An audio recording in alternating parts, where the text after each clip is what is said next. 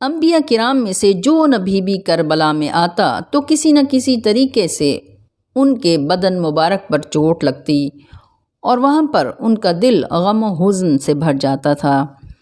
اس پر انہوں نے اس کے سبب کے بارے میں پروردگار عالم سے سوال کیا تو اللہ رب العزت نے ان پر وحی نازل فرمائی کہ یہ کربلا کی سرزمین ہے، یہاں پر حضرت امام حسین علیہ السلام شہید ہوں گے۔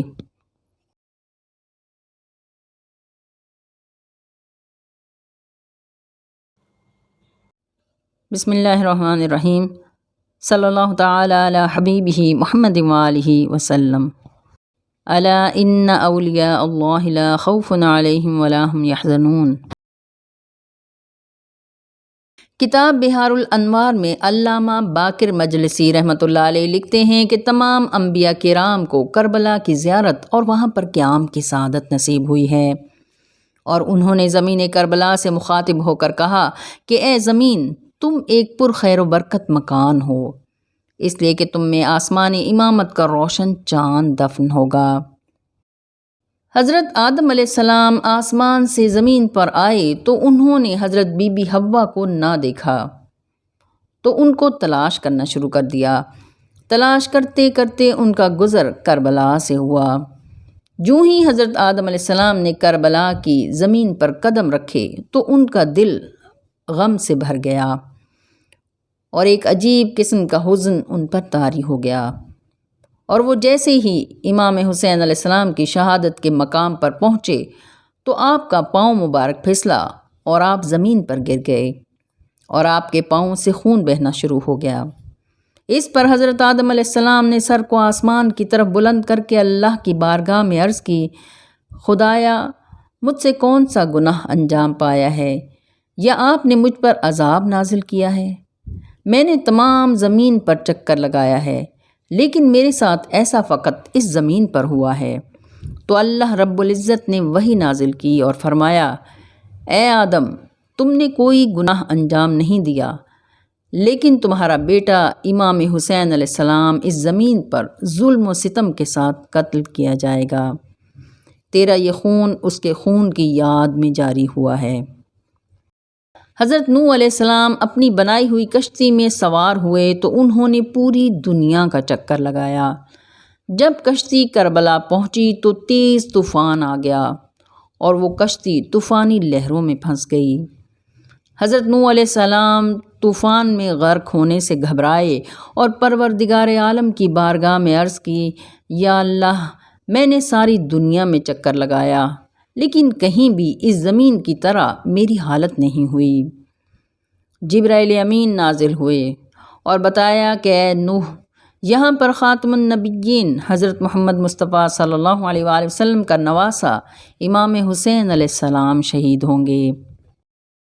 ابو الانبیاء حضرت ابراہیم علیہ السلام سرزمین کربلا سے گزر رہے تھے تو ان کا گھوڑا پھسلا اور وہ نیچے گرے اور آپ کا سر انور زخمی ہوا اور خون جاری ہو گیا۔ پھر آپ نے استغفار کرنا شروع کر دیا اور عرض کیا، اے پاک پروردگار، مجھ سے کون سا گناہ سرزد ہوا ہے؟ اللہ نے جبرائیل امین کو بھیجا، انہوں نے اللہ کا فرمان سنایا، اے ابراہیم، آپ سے کوئی گناہ سرزد نہیں ہوا۔ یہاں آخری نبی حضرت محمد مصطفیٰ صلی اللہ علیہ وآلہ وسلم کا محبوب نواسہ اور حضرت علی کرم اللہ وجہ الکریم کا بیٹا امام حسین شہید ہوگا۔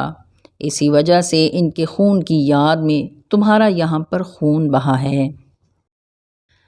حضرت اسماعیل علیہ السلام نے اپنی بھیڑوں کو چرانے کے لیے نہر فرات کے کنارے پر بھیجا تو چرواہے نے آ کر آپ کو بتایا کہ چند دن سے بھیڑیں پانی نہیں پی رہیں۔ حضرت اسماعیل علیہ السلام نے اللہ رب العزت سے سبب پوچھا تو جبرائیل امین نازل ہوئے اور بتایا کہ اللہ فرماتا ہے، اے اسماعیل، آپ خود بھیڑوں سے اس کا سبب پوچھیں۔ حضرت اسماعیل علیہ السلام نے خود بھیڑوں سے سوال کیا کہ تم کیوں نہر فرات سے پانی نہیں پی رہیں؟ تو انہوں نے فصیح عربی زبان میں جواب دیا کہ ہمیں بتایا گیا ہے کہ یہاں امام الانبیاء حضرت محمد مصطفیٰ صلی اللہ علیہ وآلہ وسلم کے نواسے امام حسین کو شدید پیاس کی حالت میں شہید کیا جائے گا، اور ہم اسی غم و حزن کی وجہ سے اس نہر سے پانی نہیں پی رہیں۔ روایت ہے کہ اللہ کے نبی حضرت سلیمان علیہ السلام اپنے قالین پر بیٹھ کر آسمان پر ہوا میں سیر کیا کرتے تھے۔ ایک دن سیر کے دوران کربلا میں پہنچے۔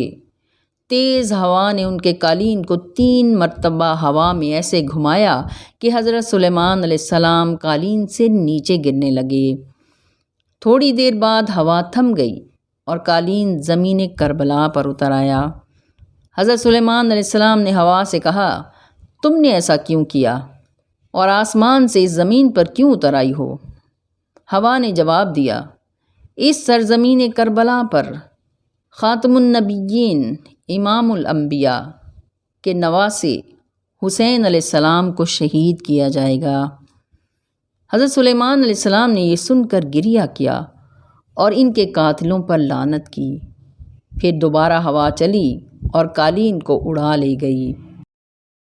اولو العزم پیغمبر حضرت موسیٰ علیہ السلام یوشع بن نون کے ساتھ سیر کر رہے تھے۔ جب وہ سرزمین کربلا پہنچے تو ان کے جوتے پھٹ گئے اور ان کے تسمے بھی کھل گئے اور پاؤں میں کانٹے لگنے کی وجہ سے خون جاری ہو گیا۔ حضرت موسیٰ علیہ السلام نے اللہ کی بارگاہ میں عرض کیا، یا خدایا، مجھ سے کون سا گناہ سرزد ہوا ہے کہ جس کی مجھے یہ سزا ملی ہے؟ اس پر وحی نازل ہوئی کہ اس جگہ امام حسین کو شہید کیا جائے گا، ان کا خون بہایا جائے گا، لہٰذا تمہارا خون ان کے خون کی یاد میں بہا ہے۔ عرض کیا، یا باری تعالیٰ، حسین کون ہیں؟ جواب آیا، وہ میرے محبوب حضرت محمد مصطفیٰ صلی اللہ علیہ وآلہ وسلم کا نواسہ اور امام المتقین حضرت علی بن ابی طالب علیہ السلام کا بیٹا ہے۔ پھر حضرت موسیٰ علیہ السلام نے سوال کیا، ان کا قاتل کون ہوگا؟